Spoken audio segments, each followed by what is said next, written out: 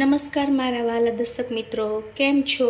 મજામાં? દર્શક મિત્રો, જય જિનેન્દ્ર, સેજ વોરાના જય જિનેન્દ્ર. હું આજે બનાવવા જઈ રહી છું ખીર, જે આપણે સ્પેશિયલ ઓકેશન માટે, કોઈ પણ ઓકેશન માટે, જન્માષ્ટમી છે, રક્ષાબંધન છે, અથવા તો મહાવીર જયંતિ છે, આપણે ક્યારે પણ દિવાળી છે, કોઈ પણ તહેવારમાં આપણે આ એક વસ્તુ જેને કહેવાય ખીર, એ આપણે આસાનીથી બનાવી શકીએ છીએ. હવે એના ઇન્ગ્રેડિયન્ટ્સ છે એ હું તમને જણાવી દઉં છું. આપણી પાસે છે 1 વાટકી ચોખા. જુઓ, હું તમને એક ક્લિયરલી કહી દઉં છું એક વસ્તુ, કે ચોખા કેવી જાતના લેવાના છે. ચોખા એકદમ ઝીણા લેવાના છે, જેને કહેવાય ખીચડિયા ચોખા. ખીચડી બનાવવાના જે ચોખા આવે ને ઝીણા, એ વાળા ચોખા લેવાના છે. ઓકે. નેક્સ્ટ છે આપણી પાસે 1 વાટકી શુગર. આ છે કાજુ બદામ, અને આપણી પાસે છે ઇલાયચી. ઇલાયચી અત્યારે આખી રાખેલ છે, પછી એને ફોલીને એની અંદરથી આપણે ઓલા જે દાણા કાઢીને ધીમે ધીમે એને કૂટીને પછી જ્યારે ઉકળતી હોય ત્યારે ઇલાયચીને એડ કરવાની છે. અને જુઓ, એક વસ્તુ બીજી પણ તમને ક્લિયર કરી દઉં, દૂધ કેવું લેવાનું છે. દૂધ થોડું તાજું અને મલાઈવાળું, થોડી થોડી મલાઈ એની અંદર બનેલી હોય, મલાઈવાળું દૂધ લેવાનું છે, જેથી કરીને ખીર થોડી આપણી ઘાટી એવી બનશે.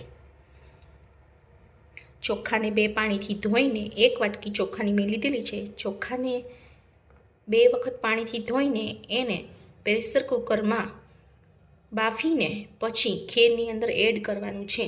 ખીરને, દૂધને હમણાં આપણે ગેસ ઉપર ચડાવવા જઈ રહ્યા છે. ગેસ ઉપર એને 15થી 20 મિનિટ ઉકળવા દેવાનું છે દૂધ.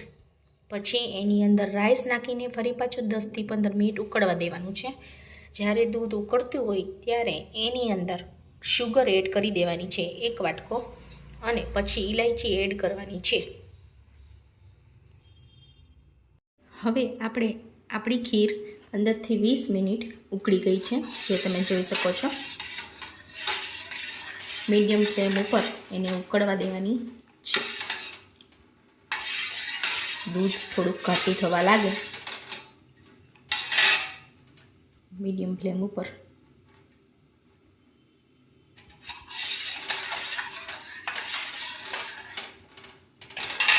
હવે એની અંદર આપણે 1 વાટકી શુગર એડ કરીશું.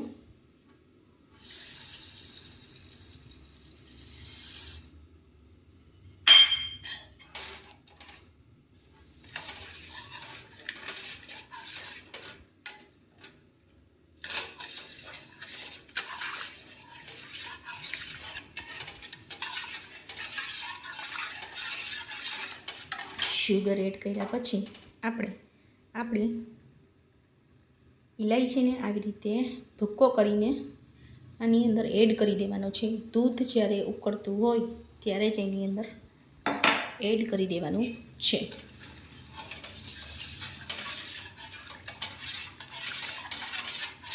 આવી રીતે ધીમે આંચે હલાવતા જવાનું છે, અને બી કેરફુલ રહેવાનું છે કે દૂધ નીચે ચોંટવું જોઈએ નહીં તો પછી દાજવાની આની અંદર સ્મેલ બેસી જશે, જે આપણને ટેસ્ટમાં જરાક પણ સારી નહીં લાગે. થોડી ઇલાયચીના દાણા થોડા મોટા થયેલા છે. It's okay, no problem. આપણે લાસ્ટમાં હું તમને કહીશ કે હવે આનું શું કરવું. હવે આવી રીતે આપણા રાઈસ 5થી 6 વિસલ કુકરમાં વગાડીને આ આપણા છે ખીચડિયા ભાત, એને ધીમે ધીમે આપણે આની અંદર દૂધ ઉકળતું હોય ત્યારે એડ કરવાનું છે. એની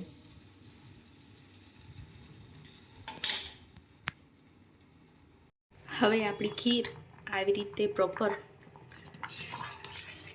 અડધી કલાક જેવું 30 મિનિટ એને ઉકળવા દીધી છે. ઓલ ટાઈમ 20 મિનિટ દૂધ ઉકાળવાનું છે, અને 10થી 15 મિનિટ રાઈસ નાખીને આવી રીતે ચડવા દેવાનું છે થોડી વાર એને.